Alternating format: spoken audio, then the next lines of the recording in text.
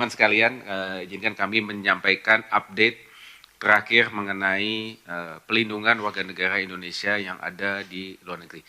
Nanti kita akan sampaikan paparan agar teman-teman bisa lebih mudah mengikutinya. Kami akan mulai, silakan.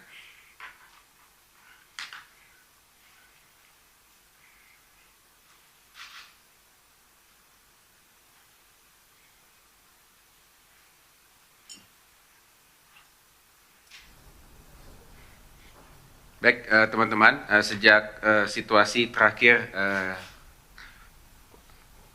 pertempuran terjadi di wilayah-wilayah Gaza utamanya, ya, dapat kami sampaikan update terakhir jumlah warga negara kita yang ada di wilayah Palestina maupun yang ada di wilayah Israel.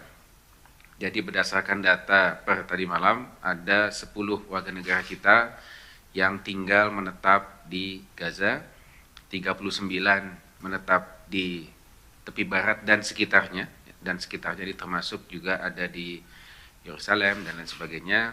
Kemudian 94 pelajar yang ada di wilayah Sapir. Jadi total ada 143 warga negara kita yang tinggal menetap. Jadi kami perlu highlight, ini adalah data warga kita yang tinggal menetap. Nanti kami akan sampaikan data bagi warga negara kita yang melakukan perjalanan singkat untuk tujuan wisata religi.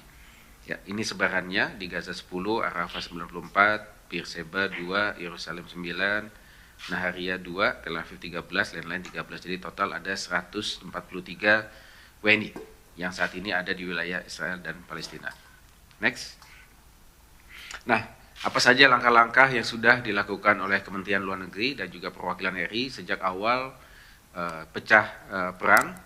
Kita langsung melakukan koordinasi intensif lintas perwakilan RI. Jadi kita lakukan koordinasi intensif dengan KBRI Aman, KBRI Kairo, KBRI Beirut, KBRI Damaskus, dan juga PTRI Jenewa.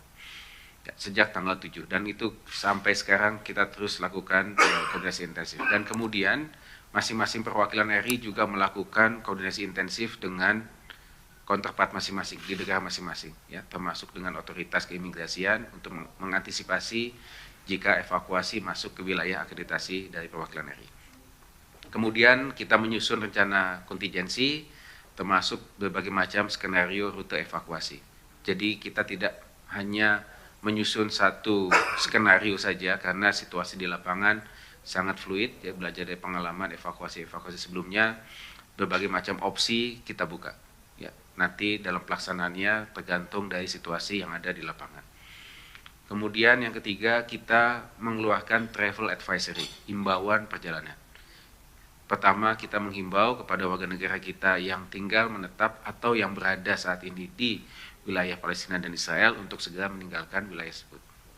Yang kedua, kita meminta bagi warga negara Indonesia yang memiliki rencana untuk melakukan kunjungan termasuk wisata religi ke dua wilayah tersebut agar menunda perjalanannya hingga nanti situasi lebih aman.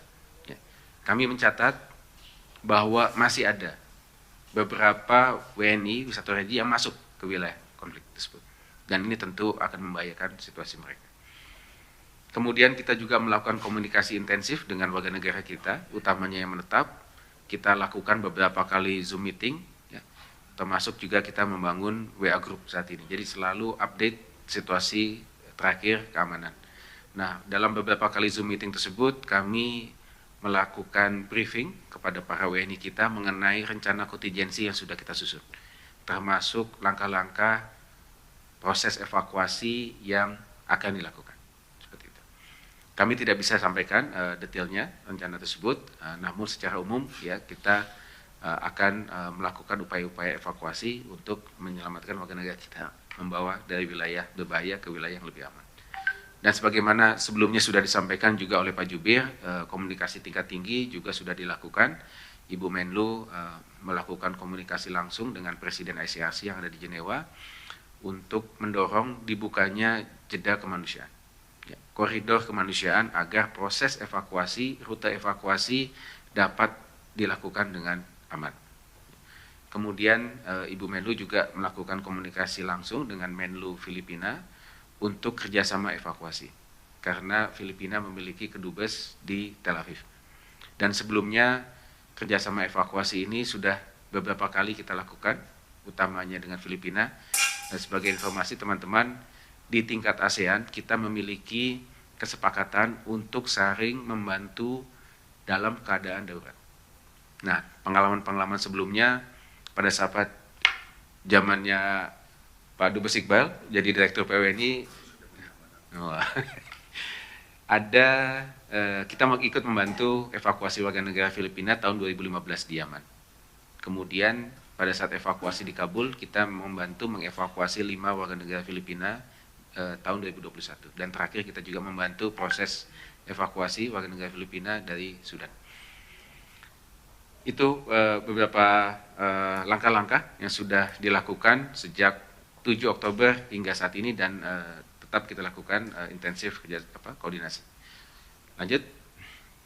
Nah, ini secara umum saja, kami tidak bisa sampaikan detail bahwa berbagai macam rute kita siapkan, baik rute jalur darat ya, menuju ke Yordania ataupun ke Mesir, ataupun menggunakan jalur udara ke negara ketiga. Dapat kami sampaikan di sini bahwa pada saat kami melakukan Zoom meeting ya, dengan para WNI, jadi kita bisa lihat ya, kita bagi dua.